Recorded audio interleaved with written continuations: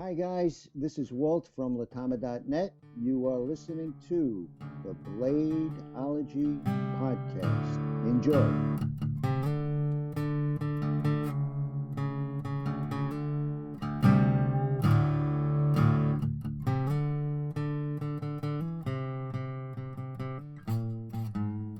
All right, we are going to jump into this like we do every week. Welcome to another episode of the Bladeology podcast. We are on this week with episode 41. We've bridged the gap. We are on with our original host lineup, and we're on with a guest. This is the vocal representation of Jeremiah Burbank from PVK Vegas. Nick Trooperin of NCC Knives. Elijah Isham of Isham Blade Works. Awesome. And we're on with Nate Clark of Automatic Making fame. Nate, how are you this evening? I'm doing good. Awesome. I've been looking forward to this. We've been arranging this. You've been mentioned in previous episodes. I love when somebody gets mentioned and then we have them on. It's like a follow-up, part 2, but it's new. So let's jump into it. Nate, you're a knife maker. How did you get there? How are we having this conversation? Tell us a little bit about that. Where did you get your start into knives? Well, my I would say official start in knife making was the day I met Rainy Vallotton, and a little bit foggy on the timeline exactly, but I was about 14 or 15 years old. Working for a fellow down the road from me, doing some landscaping, summertime job, and happened to Rainey lived in the area, new to the area, lived on the same subdivision, so to speak, and he came by to show the guy I was working for a double action switchblade. Believe it was one of the original Fantail D&Ds, and being a teenage kid and having bought probably every single switchblade comb I'd ever seen, I was totally interested. And, he fired that thing off a few times and it sounded like, I don't know, every function one of his original early on leaf spring double action automatics, and they are monsters. I really wasn't too sure I wanted to handle it. It looked expensive and out of my league, but he insisted, and me and the fellow I was working for, I believe his name was Dan, and Rainey standing around this coffee table, and Rainey handed the knife over to me, and I tentatively hit that button, and whack! That knife went flying out of my hands onto the coffee table. And I wasn't sure if I should be more concerned about the switchblade or the coffee table, or whether I still had all my fingers or not. But it was all good, and we had a good laugh about it. But from that moment on, I was hooked. It was a far cry from a switchblade comb, and I immediately was wanting to know more about this Rainy Vallotton and what it was all about, this custom knife making. But I'm going to rewind just a little bit back to, I'm going to say that experience was sometime like over the summer of 1994. So that put me about probably 14 or closer to 15 years old. I was born in July, so, could have been one or the other. But in 1993, I grew up on 16 acres, kind of out in the woods, middle of nowhere, not much to do, built a lot of forts, made a lot of spears, and, just different things like that. It's kind of, a woodsy kid. And into knives, of course, because if I had a knife, well, then I could make a spear. Heck yeah. That's the way to do it.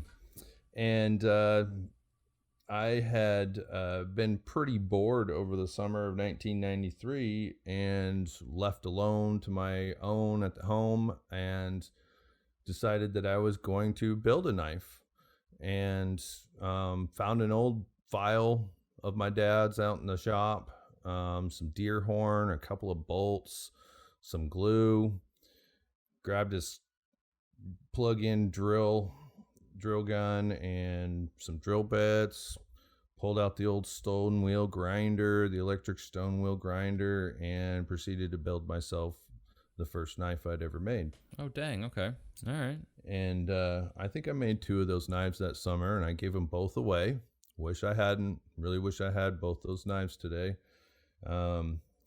But so I had some materials and I had some basic tools, and I really not even sure how I got the whole idea of how to do it and how to go from one end to the other. But maybe I had some pointers from my dad, or had thumbed through the gobs of Mother Earth magazines we had and got some kind of information, but was successful in that. And so that was my first knife making experience. So I had this, knowledge that I could do it. I could make a knife. I'd made a knife, probably bragged about it a lot. That counts, man. I mean, yeah. doing something like that, like a project, I mean, I still enjoy the small things like that till this day. I mean, anytime you sit down and do a project and then you say, this is what I want to do, and then you complete it, I mean, that's a huge amount of, it's just anybody in any time frame. It's a confidence booster. You're like, I actually did that. Yep. It brings that, confidence. Yep. In any form. So, and a little bit more, just history on how I was really kind of a self-starter. I really enjoyed gathering information and learning how to do something, applying it. I think I learned a lot better on my own than being taught. Using my own hands, figuring out, running into a problem, solving the problem. And, one of the other things that I was doing around that time, in high school was, I had shop class. Of course, I took every shop class I could. I need an elective. All right, I'll take shop class 3 times today. It's like sometimes I'm woodworking and we got to follow along. Well, I had enough shop classes out there. I was doing all the programs, and I ended up having an extra one where, my instructor just said, it's kind of a free for all. Like, what do you want to do? And I'm like, what do you got? And he's like, well, I got this AutoCAD program. Nobody knows how to use it. Oh, well, that sounds like a challenge. And he's like, I have these CNCs, like a CNC mill, a CNC lathe. They were donated to the high school, and we haven't figured out how to make them work yet. Maybe, I'll give you an A if you can figure out how to make something on a CNC. Design it in AutoCAD. Run a CNC machine. So I put my mind to it. Kind of got another guy involved. It was one of my friends. He was pretty computer savvy. He was building his own computers from the computer magazines at that point. I'd actually bought my first computer through him, and he helped me put it together. And so him and I, we kind of put our heads together and came up with some projects and some ideas, and we're just messing around with this AutoCAD program. Oh, what does that button do? What does that button do? We just had an hour and a half pretty much every single day to learn, and did some successful little CNC projects. Designed like a belt buckle and had it milled out, and learned a little bit about DXF files and the whole programming language and this and that and the other, and how to have a start point and go from there. And so I had some CAD, a little bit of AutoCAD experience. I had a little bit of knife making experience, and I meet this knife maker, and I think I ended up figuring out a way to weasel my way into Rainy Vallotton's life. He had 3 boys. His youngest was, I think, 2 or 3 at the time, and a couple of older kids, maybe 5 and 7, something like that. And I'll babysit your kids for you. That works, you guys man. want to go out and do something? Yeah, I'll babysit your kids for you. And but one of these days, you gotta take me up to that knife shop. Show me what you're doing. So I'm sure he took full advantage of that babysitting for quite a bit, and before I got an introduction to the knife shop. But so let's see. That's a great way of getting in there too. You saw something and you're just like, whatever it takes, I want to do this. Yep. I think at the time he was kind of transitioning. His dad had moved up from California to retire, Butch Vallotton, and retire as a knife maker, I believe. And Nonsense. What wizardry is that? Retiring as a knife maker? Yeah, that's the way that all knife makers retire and then just keep making things forever, basically. And that's my dream, to be perfectly honest. There you go. I was a full-time knife maker for 15 years, roughly, and roughly, and I can't wait to get back to being a full-time knife maker, because to me that is going to be retirement. Yeah. And if I make knives until I'm 90 years old, I'll be happy. There you go. Eyes on the prize. Yeah. Yep. So, but life has a way of getting a hold of you and dragging you off on different little avenues and this and that and the other. So it's always trying to distract you. It certainly is, and it's done a good job with me. So I was going to refer to my my outline here. So it's kind of like 93, 94, dabbled a little bit in knives, a little bit in AutoCAD, met Rainy, saw my first real switchblade.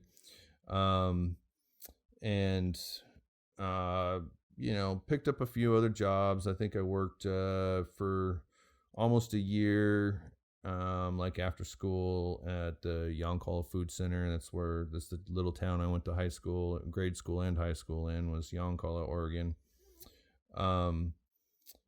I ended up, as I said, babysitting for Rainy for a bit, and I can remember, asking, well, you guys got any work up at the shop? Is there anything to do? And I think that they needed some wood split and stacked, because they heated their shop with firewood.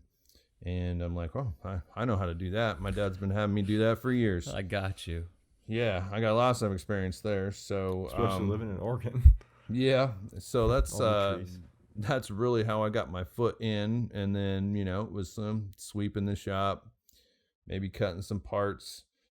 Worked my way into doing some hand sanding. I don't know if any of you guys have any experience with making knives, but hand sanding is the one thing you love to find somebody else to do for you. Oh yeah, that's what I got my dad for. It's a lot of work. But I was still messing around with the AutoCAD and starting to learn how to build knives. I think. So now at this time you were in the Vallotton shop, and so we've got Rainy. Is Butch around? Is Brandon around? So who's in there? So this was in Red Hill, Oregon, and it was the shop was located. It was Butch's shop. It was located on his property. Like 150 feet, 150 yards right up above his house. Sean was living there at the time and working. He had his workbench, and Butch had his workbench, and Rainy had his workbench, and somewhere I believe in 94, 95, I think Rainy went full time building knives, and so they were all together, and what I refer to as Switch Family Vallotton. They were a switchblade making family. Rainy and Sean's sister Rana was running a knife making supply business with her mom, Butch's wife, and it was a family affair. And at this point, the Rainy's kids weren't old enough to be building knives in the shop. They're still pretty young, going to school and doing kid stuff.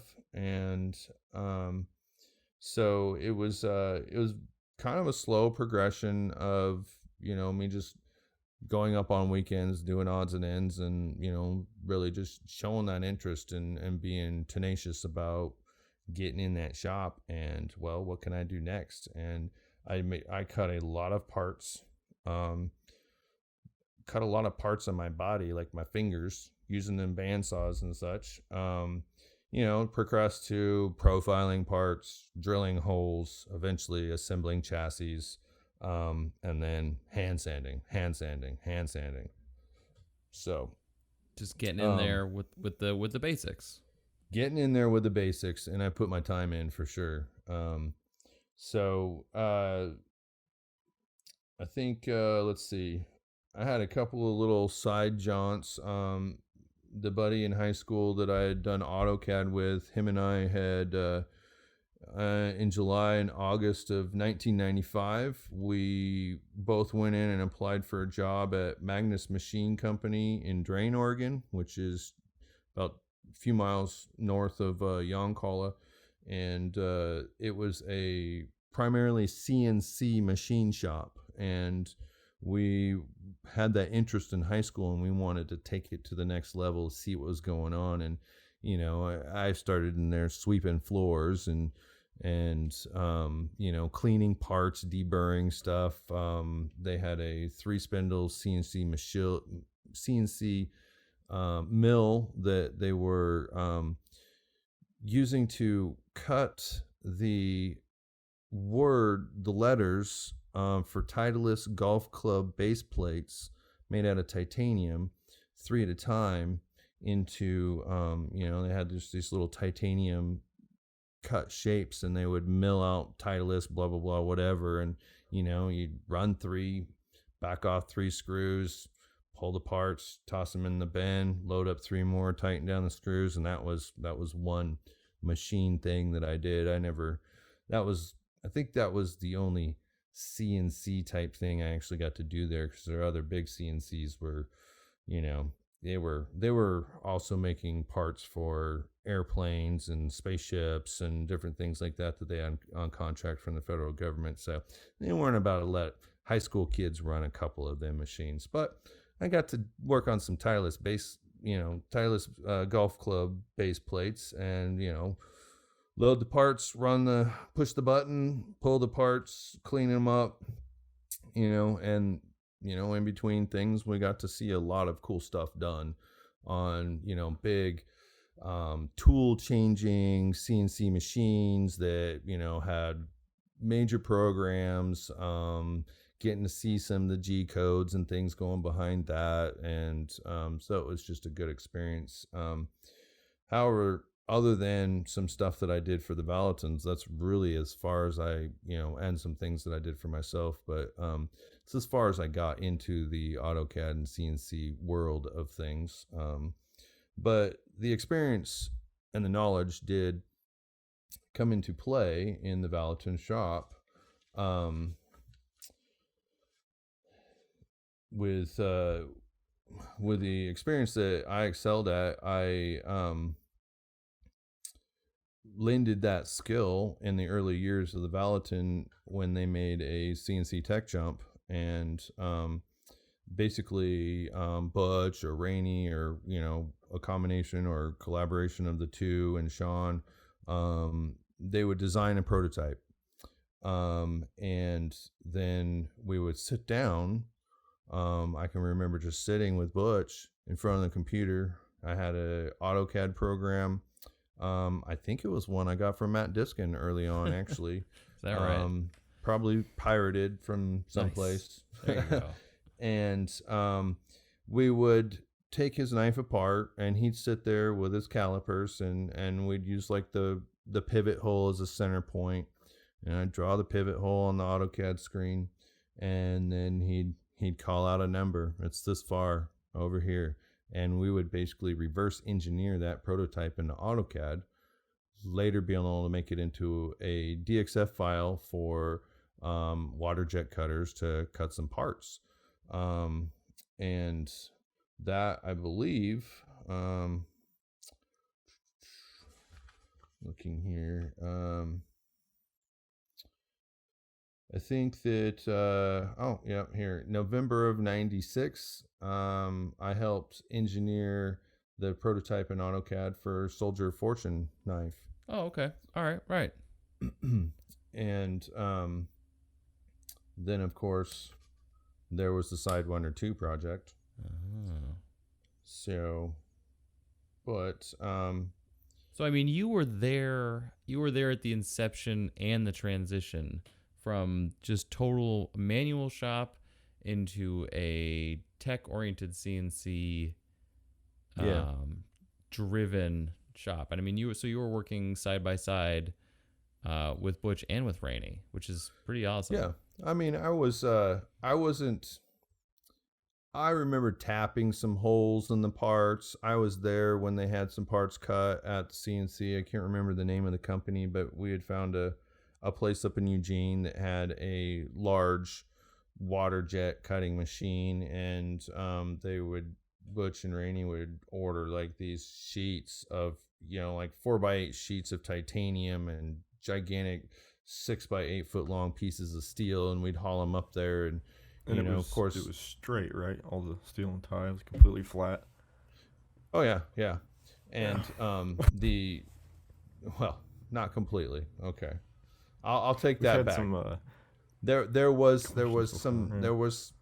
running the parts through the vise and eyeballing down them and straightening out some liners and some of that for sure. A lot of surface grinding and prepping of the parts, but basically they were able to with my help making those files, they were able to have parts for their project. We're talking liners, blades, back springs, CNC water jet cut, holes blown in them. Of course, water jet, it goes in small and blows out large on the backside, so you still have to drill every hole, chase it with the right size drill bit, tap them, and then there's what they call a kerf. So when you assemble the chassis, your liners and your spacer don't quite line up. You still have to do a profile, but you basically profile until it all smooths into one surface, and then you're good to go. So it's like you have a very obvious stopping point. But all of that was compensated for by the water jet cutter, so that the finished product was, basically what we had designed the knife to be the shape of, and the size and the tolerances. So it was really fun and a huge honor to be part of that, because I viewed it as, this is something I'm able to do and give back to these people who had their doors open and taught me. And I think I think over the years they'd tried to have some apprentices and or people who come in. I mean, they had a lot of guests. If somebody called up and said, "Hey, I'm aspiring knife maker. I've been tooling around in my shop, but I could use some pointers," they'd be like, "Come on up." And I remember a lot of people in and out of the shop, come hang out for a weekend, or some people would bring their tents and camp for a week, and they would get pointers and start to finish help on a knife. And then they were able to take that, the knowledge that the Vallottons imparted into them, and, be a better, more successful knife maker. That's awesome.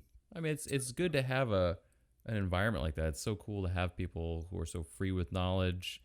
I mean, knife making is one of those things that sort of develops in a weird way for everybody differently. So it's nice when somebody's at that point where they need help, and they're okay with asking for help, and someone's there to answer that call and say, "Yeah, absolutely. Like, whatever we can do, we can help." Well, that state of mind instilled in me the same type of state of mind. It's like, I wanted to learn from them, and in turn, I wanted to pass that gift on, that knowledge on. I've had 2 apprentices in my career, and that's been my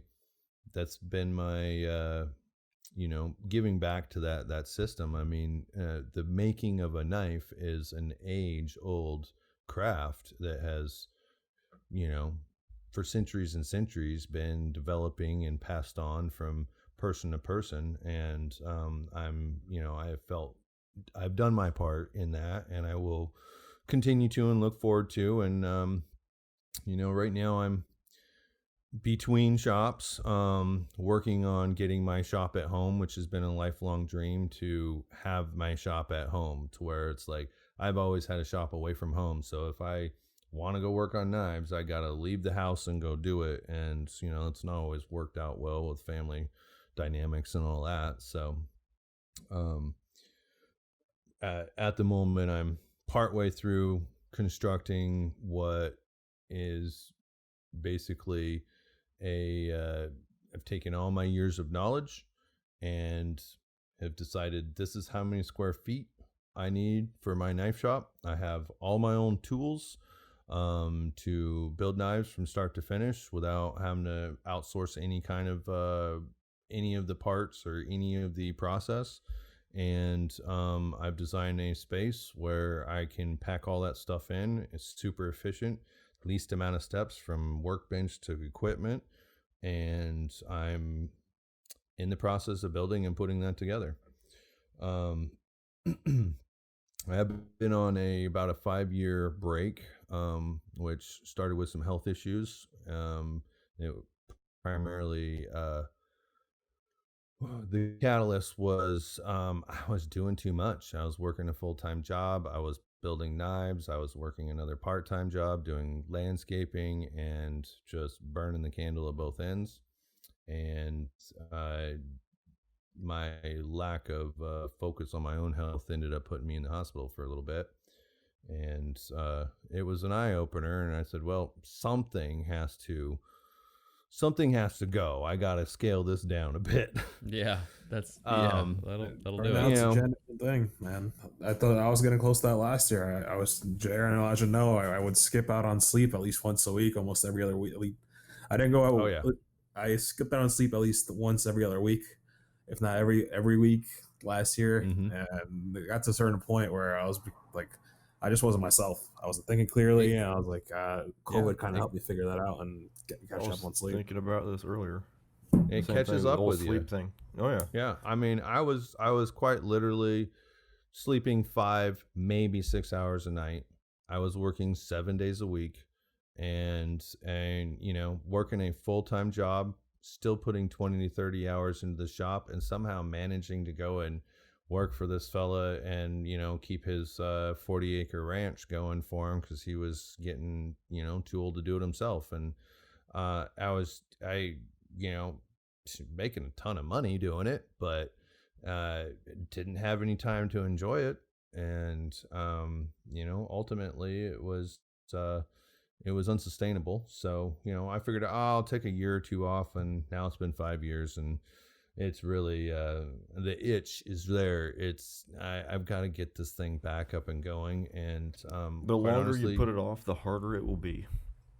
Yes, and that's what I'm feeling for sure. It's like, oh, there's always something else. There's always something else. But it's like right now I'm really on that cusp of it is going to be the focus of my fall and winter season here, and 2021 is going to be my resurgence year. So this offer for the podcast is kind of one of those things where the universe is saying it's time, Nate, and we're going to give you this opportunity, and you need to follow through and do this, and you need to put that message out there, and you need to make this your goal, and not just a someday long-term goal, but a very soon short-term goal. So well, that's good. Sometimes things align like that. Yeah, and it kind of jolts you, right? Absolutely. And here I am, I'm putting the words out on the wave, and now I'm obligated, because I still, after 5 years of not building a knife, I still have people going, when are you going to get back into it? I'm ready for another knife. Like, I've been playing with my Nate Clark collection, and I need something new in there. Yeah, man, absolutely. So the desire, the following, it's out there, and the art itself, the effort, the task itself is calling to me as well, because it's when I got into knife making, I was like, this is what I was meant to do. And I've always felt that. And yeah, I have other things to do in my life, other things I can do and skills, but this is what I'm meant to do. This is what fulfills my spirit. So, I mean, sometimes it's just that, and it's honestly, it's a lucky position to be that person in life where you do see that thing and it becomes very clear, and you're like, that's what makes me really happy. Yeah. That's a gift, and it, you, like you said, you might need to take a break from it or come and go, but it's always there, yeah. Yep. It really is. Could be multiple things. You never know. I always Well, wondered it that can myself. be. I mean, I've got other passions in my life, but I think knife making. I feel super lucky to have met Rainy at the time in my life when I met Rainy. He's the man. He's the man who taught me how to fish bass out of the Umpqua River, and he's the man who taught me how to build a knife. So in essence, Rainy Vallotton taught me how to feed myself and make a living. There you go. And this is all before I was 18 years old. Right. And I'm still fishing bass out of the Umpqua River. And I'm still a knife maker. I'm just not actively practicing it. Yeah. So it's really, I look back on it and I think, man, how lucky I was. I mean, I was just some kid, not really knowing. I mean, quite honestly, before I met Rainy and got into the knives, I was on track to going to Arizona Tech, to do AutoCAD design. I was thinking probably, buildings, homes, whatever, that kind of thing. Cause I have a passion for houses and construction, which is another one of the things that I've done with my life as far as work goes. But when I started building knives while I was still in high school, I realized the satisfaction it gave me, and I'm not really sure how to put it into words, but to be a knife maker and to make a knife and to go and show somebody like my friends, my dad, and say, hey, this is what I built. And the awe, the admiration that you get for that is really satisfying. It's almost more of a satisfaction than getting paid for the knife. So it's kind of like, at this point in my life, I built over 1,500 knives, and those knives will be in this world long after me, and it's my legacy. So I graduated high school June 10th of 1996. I was 17 years old, turned 18 about a month later. And at that point, I made the decision, I'm going to be a knife maker. I'm not going to go to college. I'm going to give this knife making thing a shot. And it's probably a smart decision. Sorry to everybody that went to college. Well, and I would agree, because had I gone to college, I would have been throwing myself to the whim of the world, the getting a degree, lining myself up with debt, and crossing my fingers and hoping I found a job upon graduation. And I would have had to go wherever that employer needed me to go, and I would not have had freedom of choice. Being a knife maker, being self-employed straight out of high school was, in retrospect, such an awesome gift and honor and unique experience, that, I look back on it, I mean, as I really was a lucky fellow.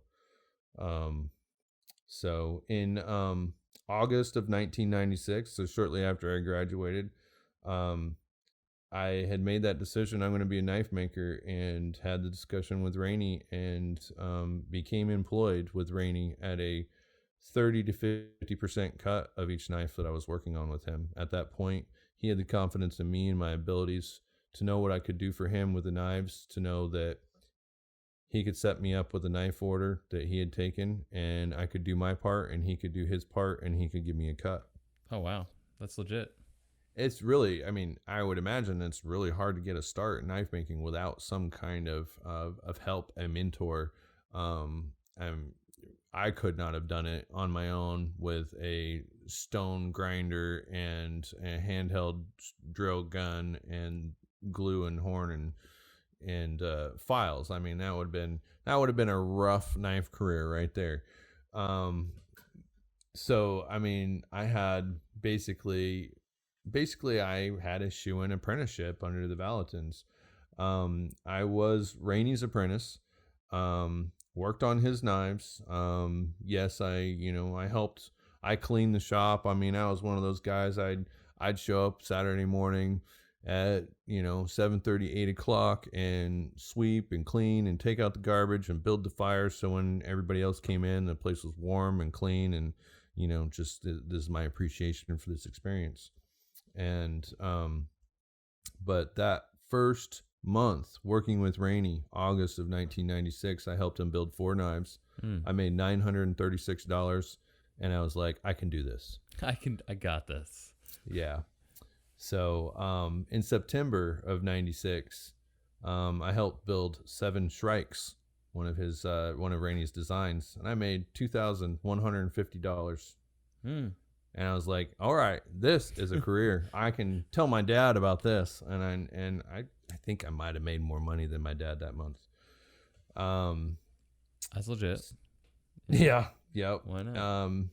November of 96, I helped reverse engineer the prototype in AutoCAD for the Soldier of Fortune. Maybe helped do some tapping and a few other things, but that was a Vallotton father and son project. Pretty sure that was I can't quote me on this, but I'm pretty sure that was their first Las Vegas SOF project that they brought down to Las Vegas and sold. And of course, if you know about Soldier of Fortune, that was a multi-year progressive project that they did, and it was quite successful, but not really something that I was involved in other than just some background stuff.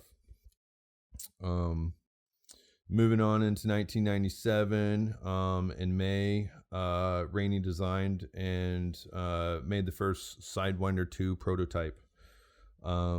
If you guys are familiar with that, or if you're not, it was a kind of a basic model. Scotch-Brite satin belt finished stainless steel blade, micarta handled, scale release. And by July 24th in 97, the Sidewinder project, Sidewinder 2 project, which was a numbered limited edition, it was off to a good start.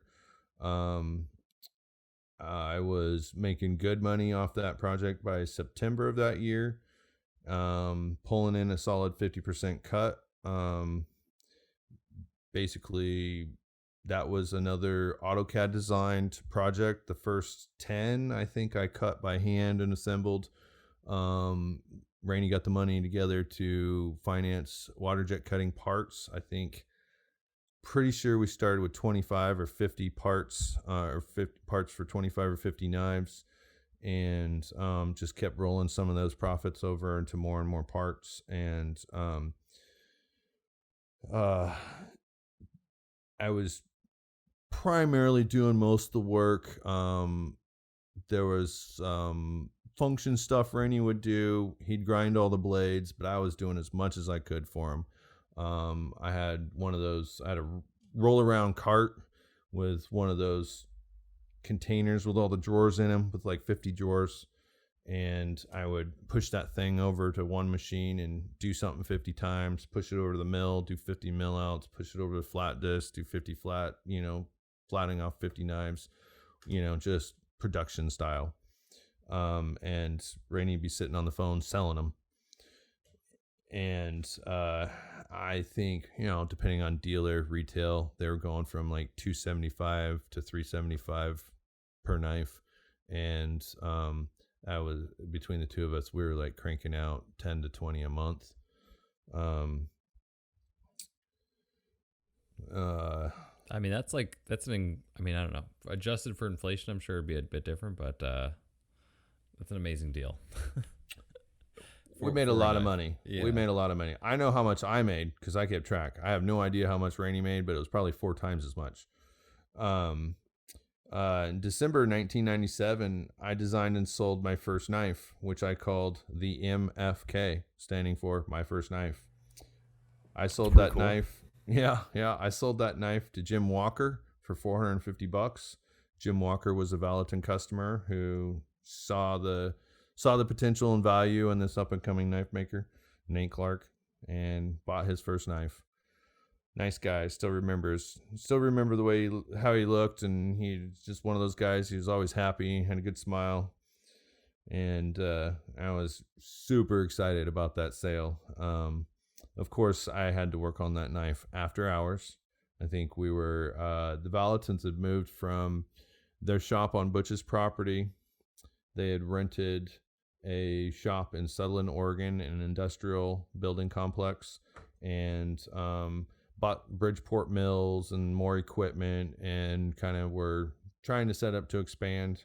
Eventually, Butch built a new shop back at his property that was bigger and able to house all the equipment and stuff. So, the overhead of renting the shop and the mundaneness of having to drive to work and come back was probably a huge motivation in that. But I also made, I think, let's see, this is December of 1997. I made $5,200 just from building sidewinders with Rainy, and I was 18 years old. So I was hooked. I'm like, yeah, I can do this. I bought myself a 1978 Scottsdale Chevy pickup truck with an overboard 494 motor in it and jacked up 33-inch tires. I could roast all 4 of them 4-wheel drive. I was having the time of my life. Dude, at 18, you're just like building switchblades, like balling. Yeah. Yep. So my 1997 totals, I like to do totals. I love to keep records. I helped build 85 knives. 36 of those were Sidewinder 2s. I made about $18,500 that year. Damn. And is the IRS listening? No, hopefully Does it not. matter? I don't think I'm pretty sure Rainy paid the taxes on that for me. I think we're out of the statute of limitations on that. Yeah, there you go. Yeah, actually we are. You're right about that, but you never know. So, I was having a good time. I was making cash. I was living the life. I was single, I think. Maybe I had a girlfriend. Probably with that much money, I dumped her. She dumped me. Who knows? So, it was. I was off to a start. I made my decision. I'm going to be a knife maker, and I'm doing it. And I'm making money. I designed and built my first knife, sold it. So now we're moving to 1998. I'm out in the workforce now. On my own. I think I ended up sometime in that year, I moved out of my parents' house, renting an apartment with a buddy, and somewhere around Sutherland, and I'm averaging like $2,000 a month on the Sidewinder project. I'm promoting my MFK designs. I'm selling 1 or so a month. Of course, we're doing the OKCA knife show in Eugene in April every year. Which at that time in 1998, it was for switchblade makers and a lot of other knife makers, but definitely for the Vallotton family, it was a sell-out show. Definitely, if you could bring $10,000 in knives to that show, you could sell $10,000 in knives to that show. And I'm going to tell you right now, from my experience and my perspective, a lot of that had to do with the Vallottons, because they would call people up and they'd say, hey, you guys need to come out here. We will book you a room. We will find you a place to stay. Come out, do this show, spend $25 and get an OKCA membership, and it's a 3-day show for you. That means you come in on Friday on table setup day and you get first pick of everything. flying in knife dealers, purveyors, buyers, collectors from all over the United States and sometimes all over the world. And they were well known at that time for always doing a day after party at the Vallotton shop. And they would do a big old barbecue, and they'd have all these people the day after the show come down to their place, usually on a Monday. And it was just like rubbing elbows with everybody, and of course more knife dealing and selling and whatever. And it was a big thing. It was a lot of fun to be part of that. Of course, I was a quiet, meek, kind of kid hanging in the shadows in the background, and didn't quite take advantage of that situation as much as I could have. But it was a wonderful thing to be part of at that time. So now those Eugene shows, were you at that time? Maybe we're working up to it. Were you selling knives at that show other than the Vallottons? Were you selling your My First Knife Design at the Eugene show? I believe that at that point, I probably at least had one of my MFKs. I mean, I was pretty loyal to Rainy. I worked 40 hours for Rainy, and I remember the Sutherland Knife Shop. Everybody would clear out around 5 o'clock, and I'd be there till 7, working those extra 2 hours on my own projects. So I believe that I don't have my books in front of me, but I'm pretty sure I sold at least one MFK at that show in 1998 to somebody. Bud Angelo, that name keeps coming to mind. He was another Vallotton knife purchaser, and I've sold quite a few knives to him over the years as well. And then the other big show at that time, they were doing the Las Vegas Soldier of Fortune show with their SOFs, and I can remember Rainy and Butch were doing the Atlanta, Georgia show in June. And that was a sellout show for Rainy too. I mean, I'm not sure, but at that time in 98, he may have sold 50 Sidewinder 2s there. And of course, Butch, he always sold everything he brought. So in 98, my year-end totals, I helped build 229 knives. 214 of those were Sidewinder 2s. Of course, I was helping Rainy build a variety of other custom knives, as D&Ds and ice picks, and I don't know, he had strikes, a few others I can't remember the names of. So probably 5 or 6 of those were my own customs, and I did 10 or so of his customs, but I was just rocking the Sidewinder 2 projects. I made $24,000 in 1998. Worked a total. That's not bad. Cash? No, it's not, and it was cash. Worked a total of 1,729 hours. That's not quite full time. That's an average of 144 hours a month. I'm working 160 hours a month now plus, and I mean, obviously I'm making a bit more than that, but getting taxed on it. Right. Yeah. So life was good at that point. Life was good. Less expenses then too. Yeah, a lot less expenses. Right. So, I think So that was 98? That was 98. Yep. Man. Wrapping up 1998. So, 1999 was a different year though. The Vallottons moved their shop back home. As I said, Butch had built a nice big 2-story shop on the property, a lot closer to his house, not 150 yards up the hill. And for whatever reason, still to this day, I'm still not quite sure, but I decided it was time for me to be my own custom maker and step out on my own. I did move into Oakland with Rainy's brother Sean. We rented a house together. We worked on a project together called The Squeeze, which was a left-hand made scale release, basically. And we built a lot of those in a left-hand action for lefties. Sean was a left-handed knife maker, left-handed guy. So we did a little project together. My life slowed down a bit. I was, rather than making 30 or 40 knives a month, I was making 10 or so.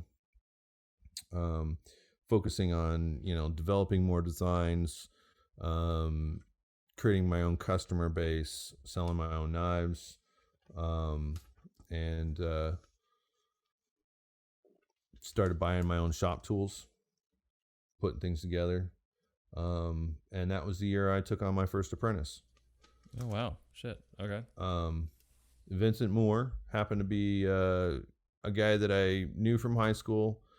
He had impressed me in high school. We got along really well. He was, like me, kind of a self-starter, and self-motivated. And eventually I ended up moving my shop from Oakland and to his dad's property, rented a small shop space that had a loft above it, and that's where I lived for a while. Rented the shop and the loft, and I think I was paying $200 a month plus $100 for utilities, and teaching Vince how to make knives, having him do all the hand sanding that he could handle, and started my own business. Like, it was Nate Clark Knives, paying taxes. Wow. So I mean, that was Form it. the LLC. You just were like, you know what, it's time. Go do business with the government. Yeah. You stepped out, man. That's legit. I think I think I had something to prove to my dad or something, I got this, and I'm self-employed and I'm being successful. And I remember he was proud of that. But I do look back on it and go, man, I really walked away from a pretty awesome opportunity had I stayed with the Vallottons and continued doing what I was doing. It was definitely a fork in the road. But in October of 1999, Chuck Carwan, he was a writer of a monthly column in Tactical Knives called Make Mine Automatic. He featured me as an auto knife maker prodigy, and the orders started to flow in. Bam. Yeah. There we go. So my 1999 year-end totals, I built 46 custom knives of my own, worked about 1,575 hours, and made myself $16,200. Nice. Of course, I had to give Uncle Sam his cut. Sure. But I was successful. I was out on my own. I was successful. I was passing on my skills to someone else, and living the dream.